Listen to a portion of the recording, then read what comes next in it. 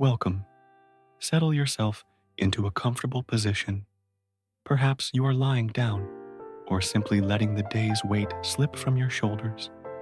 This will be a long and gentle journey through history, one where there is no rush, no urgency, only the slow unfolding of forgotten details.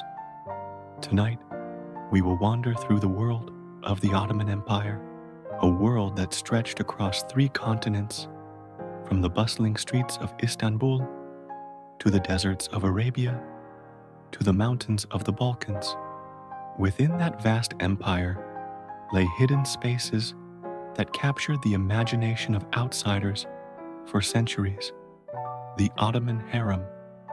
The word harem itself comes from the Arabic root meaning forbidden or sacred.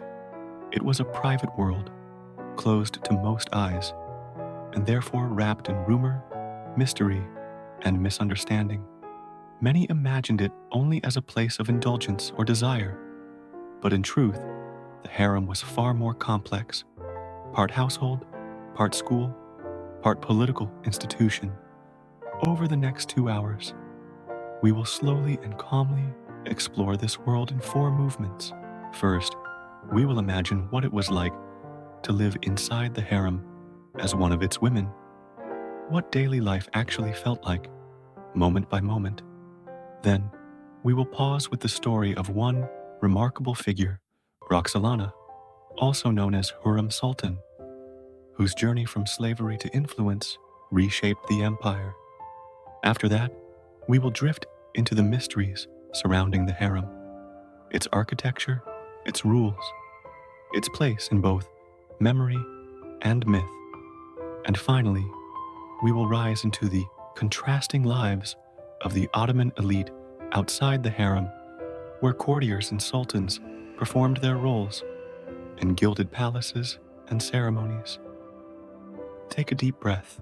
Imagine the cool marble of Ottoman courtyards, the muted shimmer of colored glass windows, the faint fragrance of incense lingering in the corridors. With these images, let us begin our first segment. Segment 1. Why you wouldn't last a day as a harem concubine. Imagine yourself in the 16th century within the high stone walls of Topkapi Palace in Istanbul.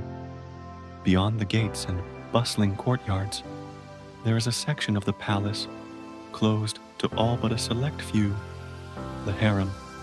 You would not enter willingly. Most women came here not by choice, but by capture or purchase. Some were taken as tribute from far-off lands, others sold into slavery during wars. They were young, often still in their teens, and suddenly transported into a world of strange languages, customs, and expectations.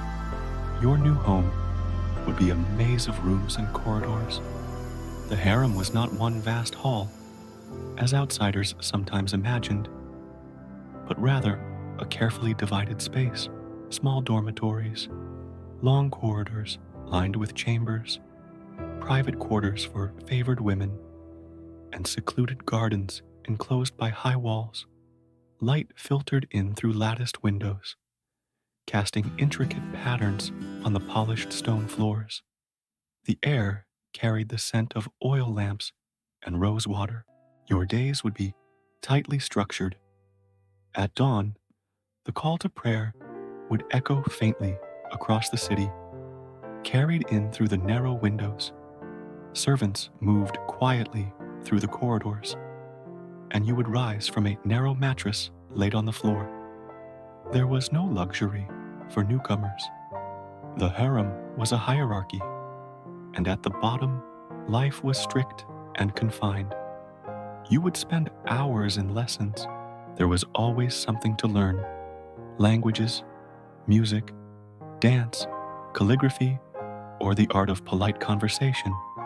Older women, known as Kalfa and Usta, trained the younger ones in discipline and obedience. Mistakes were not met with kindness. The atmosphere was one of constant observation. where every gesture was noticed, every word weighed. Meals were simple and communal: bowls of rice, bread, fruit, sometimes a lamb or fish if fortune allowed. You would sit on the floor with other women, sharing from common dishes, speaking in hushed tones. For many, the greatest hardship was not the food or the work, but the confinement. Days passed within walls you could not leave. The city, the sea, the hills beyond. These remained distant dreams. Everywhere there was competition. The harem was not a sisterhood, but a ladder. Advancement meant comfort, security, and perhaps influence. To rise meant catching the attention of the Valide Sultan, the Sultan's mother, or rarely, the Sultan himself. But few rose high. Most remained in the middle ranks, where discipline was constant and freedom scarce. Evenings brought a different rhythm. Lamps were lit, casting a warm golden glow across the marble halls. Some women practiced music, their voices soft, accompanied by the gentle strumming of lutes. Others embroidered fine cloth, stitching patterns that might one day adorn the garments of the court. The sound of whispered conversation mingled with the faint trickle of fountains. But beneath the calm surface, there was always tension. Rivalries simmered. The fear of punishment lingered. A careless word, a breach of etiquette, or a simple accident could bring demotion, isolation, or worse. You lived not only under the gaze of supervisors, but under the weight of expectation that you would be beautiful, obedient, skilled, and ever ready to serve. Imagine lying down at night on your mattress, the stone walls close around you. The murmurs of the harem settle into silence, broken only by the faint sound of the Bosphorus waves in the distance. Sleep would come, but even in dreams, the sense of enclosure remained. Day after day, this was life. Discipline, routine, competition, and the constant reminder that freedom was something you had left behind. It is in this quiet, restrained world that our journey begins. In the next part, we will follow the life of a woman who rose above this ordinary existence, a woman who transformed from captive to queenly power. Her name was Roxolana, or Harem Sultan. Segment 2, The Life of Roxolana, Harem Sultan. From the quiet routine of an ordinary harem life, let us now turn our gaze toward a woman whose story broke through those walls. She began as a captive, as so many others did, yet her name is still remembered centuries later. In the Ottoman world, she became known as Harem Sultan. To Europeans, she was often called Roxolana. Imagine her beginnings. She was born far from Istanbul, likely in what is now Ukraine. In the early 16th century, she lived in a small town, a place of wooden houses, fields, and churches, under the influence of the Polish-Lithuanian Commonwealth. Her early life is not fully recorded, but like many young women of her region, she was vulnerable to raiding parties. Sometime in her youth, she was captured, perhaps by Tatars, and sold into slavery. From there, she was transported south across the Black Sea and eventually entered the Ottoman markets to be uprooted from family and homeland, carried into a vast empire with unfamiliar customs, would have been overwhelming. Yet this was the first step in the path that would lead her to the heart of power. Brought into the imperial harem at Topkapi Palace, she faced the same reality as others, a world of rules, hierarchies, and lessons. But what set her apart was her spirit, which contemporaries described as lively, intelligent, and quick to charm. Unlike many who struggled under the pressure, She seemed to thrive in this controlled environment. Her name within the palace, Harem, meant the cheerful one. It was her presence that caught the attention of Sultan Suleiman, later remembered as Suleiman the Magnificent. He ruled the empire at its height, overseeing lands stretching from Hungary to Arabia, from North Africa to the Persian frontier. His court was a center of wealth, culture, and political intrigue. In most cases, a concubine might be favored briefly, then quietly replaced by another. Yet Hurrem's bond with Suleiman endured. She bore him children, which itself was unusual, for Ottoman practice typically kept each concubine limited to one son to prevent rivalries. Suleiman broke with tradition. He remained devoted to her, elevating her status far above that of an ordinary consort. Imagine the shift in her daily life. From shared dormitories and lessons, she moved into private quarters, richly adorned. Her garments were of silks embroidered with gold thread, her chambers decorated with carpets, cushions, and latticed windows overlooking gardens. The world of confinement remained, but within it, she gained influence. Her letters reveal another side of her, deeply personal, affectionate, filled with devotion to the Sultan. She addressed him with warmth and humility, yet also with confidence. She was not a passive figure, but one who engaged actively with the ruler of a vast empire. Beyond the private bond, Hurrem wielded real political influence. She advised Suleiman on matters of governance.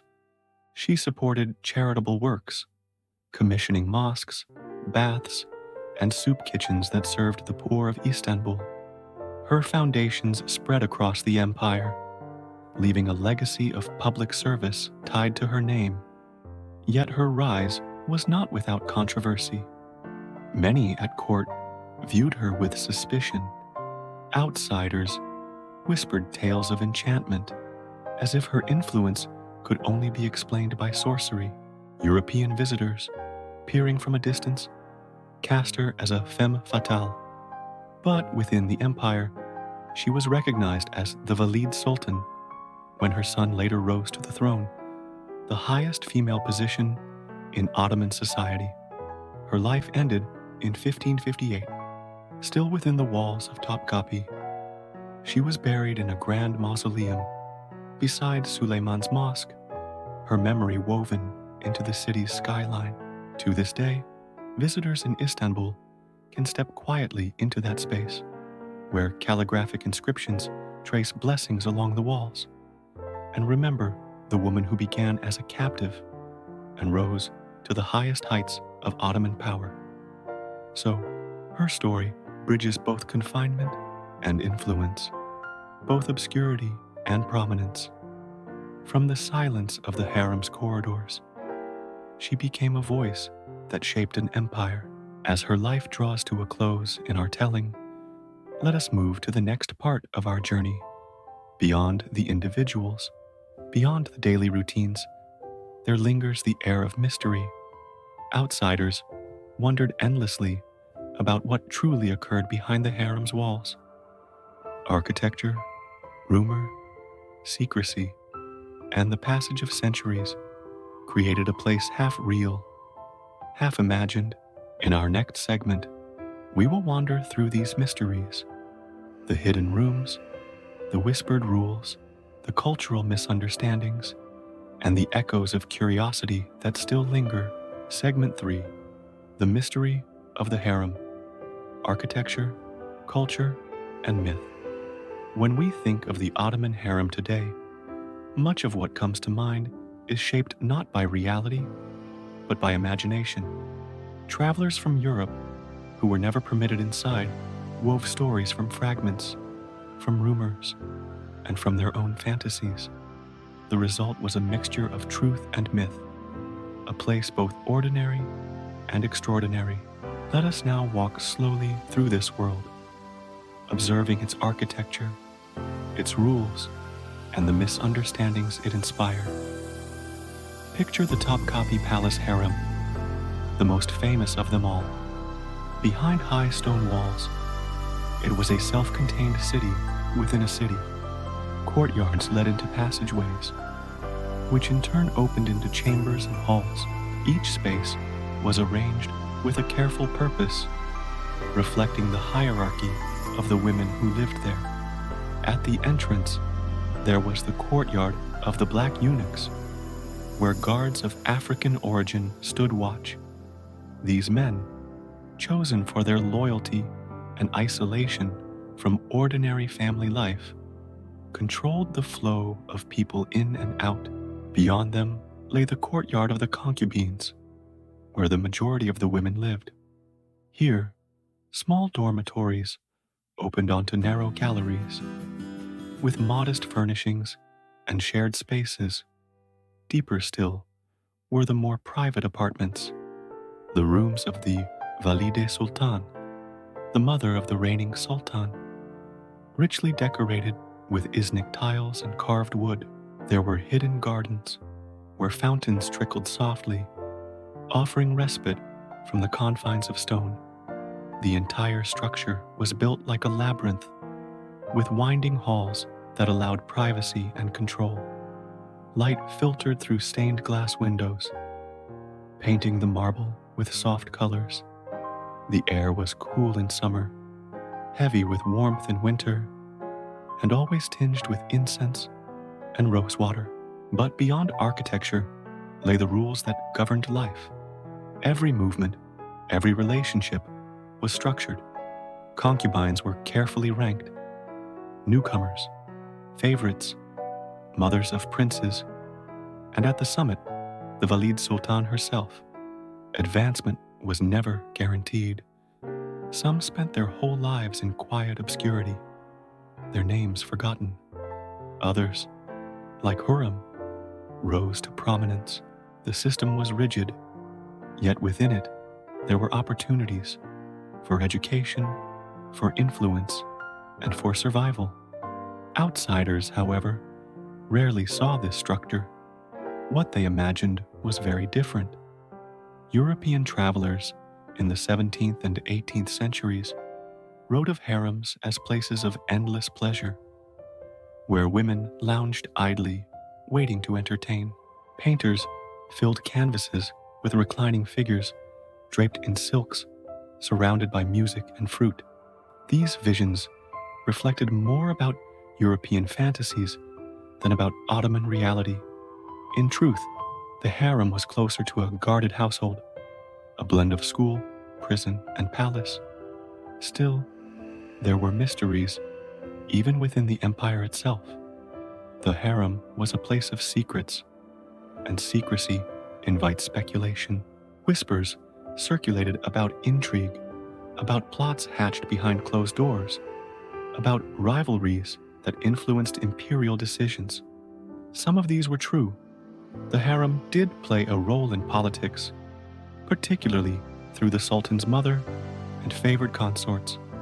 Decisions of succession, alliances, and charitable projects often had roots in those quiet chambers. Even the architecture seemed designed to emphasize mystery. Doors opened into corridors that twisted unexpectedly. Windows were covered with lattices, allowing women to look out without being seen. Fountains bubbled softly, masking sound. Each layer of the palace drew one further inward, into spaces fewer and fewer outsiders could ever imagine. Archaeologists and historians today piece together a more accurate picture. Tiles, inscriptions, and written records show not only discipline, but also artistry. There were music lessons, embroidery, the recitation of poetry, and the preservation of traditions. The harem was not simply a place of indulgence, but also a repository of culture. Women who lived there carried stories, songs, and skills from distant lands into the Ottoman court, weaving a rich fabric of shared heritage. So the mystery of the harem is partly the mystery of perception. To those outside, it was an exotic dream, a space of hidden delights. To those within, it was a life both confining and structured, sometimes stifling, sometimes empowering. It was real stone and marble, yet also rumor and imagination. As we let this image fade, let us prepare to move outward once again. For if the harem was a hidden world, the empire beyond was one of display and spectacle. Sultans and courtiers lived in a realm of ceremony, luxury, and politics. Their lives contrasted sharply with the daily routines of the harem women. In our final segment, we will step into that outer circle of Ottoman society. We will walk through the gilded halls of the imperial court, observe the banquets, the ceremonies, and the subtle language of power that shaped the empire from its shining center. Segment 4. Inside the Sultan's world of luxury. Now we step outside the hidden corridors of the harem into the broader palace life of the Ottoman elite. Here, the rhythm of daily existence was no less controlled, but it unfolded in spaces meant to impress. Vast courtyards, gilded halls, and gardens designed to display power as much as beauty. Imagine the Sultan himself moving through Topkapi Palace. He was not only a monarch, but also a symbol of divine order, the shadow of God on earth. His life was choreographed with ceremony. Each morning, he might pass through the imperial council chamber, where viziers presented reports. He listened in silence, often behind a gilded screen, his presence more felt than seen. The palace's outer courtyards teemed with activity. Scribes recording decrees, janissaries standing in ranks, envoys from foreign lands awaiting audiences. Yet, as one moved deeper into the palace, the noise softened. Marble pavilions opened onto quiet gardens, where fountains whispered and peacocks wandered under cypress trees. Banquets of the court offered another display of wealth. Picture long, low tables set with copper and silver trays. Dishes might include rice flavored with saffron, lamb roasted with herbs, sweet pastries dripping with honey, and sherbets cooled with snow brought from the mountains. The scents of cinnamon and rosewater mingled in the air. Meals were not only about food, but about hierarchy, where one sat, what one was served, and how one was addressed, all reflected status. Ceremonies reinforced the aura of majesty. The Sultan appeared rarely, but when he did, the spectacle was deliberate. His robes were sewn with gold thread, his turban tall and imposing. The imperial procession moved slowly through courtyards lined with soldiers, music echoing from drums and flutes. Every step calculated to inspire awe. Inside private chambers, life could be quieter, even contemplative. The Sultan might listen to music played on the oud, or to poetry recited in soft voices.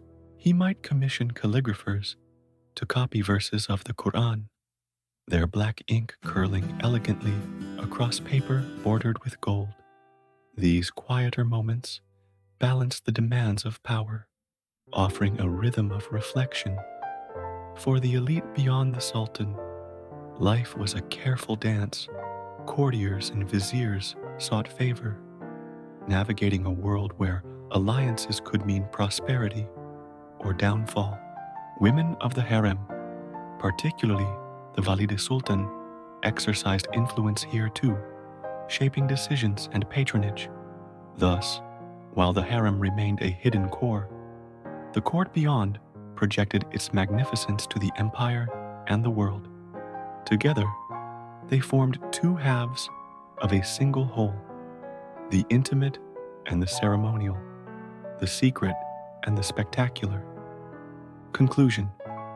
And so, we have wandered slowly through the world of the Ottoman harem and beyond. We began with the daily life of an ordinary concubine, hemmed in by discipline and routine. We followed the remarkable rise of Roxolana, a woman who transformed captivity into power. We drifted through the mysteries and myths that surrounded the harem, its architecture, its rumors, its cultural legacy, and finally, we stepped into the open world of the Ottoman elite, where gilded ceremonies and solemn rituals projected the empire's majesty. The harem, for all its secrecy, was not only about desire or confinement, it was a microcosm of the empire, a place of hierarchy, of culture, of ambition, and of survival. The palace beyond was its reflection, outward facing, a theater of power meant to awe both subject and stranger alike.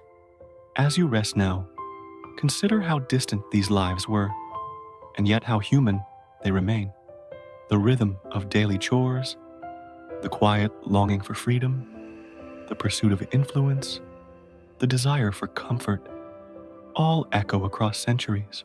Let the images fade, the latticed windows, the cool marble floors, the trickle of fountains, the call to prayer drifting faintly through the air. Allow yourself to return to your own quiet space, the present moment, far removed from those stone walls and golden chambers. You are safe, you are at rest, and the past has unfolded gently before you. As the night deepens, let history dissolve into dream, and let sleep come easily, like a soft curtain drawing closed. Good night.